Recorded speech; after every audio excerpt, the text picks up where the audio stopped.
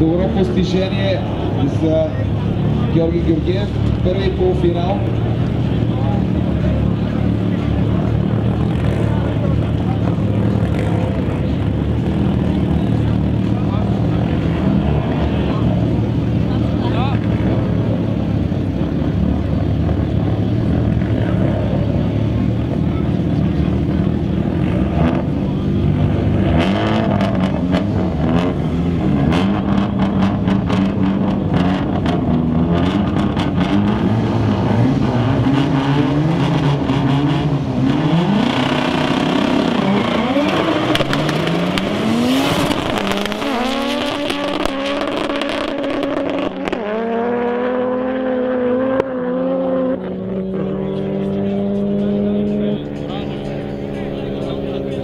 И така, Кирил Велков продължава пътя си към финала, а сега победа за него.